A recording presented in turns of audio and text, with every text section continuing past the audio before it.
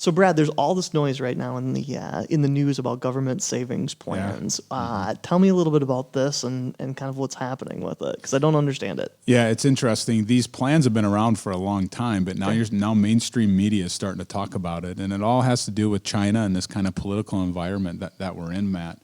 So right now, there's what's called a TSP. It's a tax sheltered plan that government employees, so whether you're a postal worker or work at a prison or whatever, you get to be able to put your money into a savings vehicle similar to a 401k. Okay. But it's for a government employee. Sure. And it's been pretty restrictive, meaning a C fund is common stock, a G fund is government. So you're either investing in the C fund, the G fund. And then they went out and they grabbed some years. So now you can, what year you're going to retire in, and you put it in there. And it's, so they've gotten a little more progressive. Well, part of that progressive now is they want to add in the MSCI index, which is an international index. Okay. So a lot of the investing, so the S&P 500 is 500 large company stocks. Yep. Primarily U.S. based. However, some of those do a lot of business overseas. For instance, like an Apple.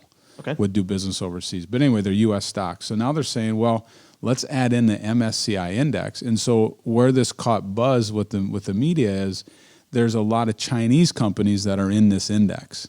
And so now with this whole conversation we've been having about China and tariffs, and no matter what side you're on, the conversation's out there. And so I believe that there was an executive order that Trump signed or he put in place that said, you're not including the MSCI index for government employees. We're not going to support Chinese companies with government employees' money. Sure. So it'll be interesting to see how this evolves. If they really do not use the index, then do they grab some other indexes or other indexes that are out there that, maybe they can exclude China or something like that and still get some international, because it's important to have international portfolios or stocks in your portfolio over time. It's important for diversification.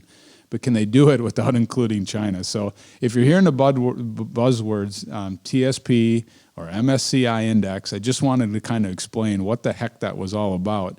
And again, I'm not going to get in whether it's right or wrong. That's up for the government. Just the reality of what's happening right now. Yeah, it really is. And so it's all about China at the end of the day. They don't want to invest money in Chinese companies and continue to support them if they don't feel like they're doing the right thing back to our country. So that's what it's all about. Well, thank you so much for explaining that. You bet. Have a great day.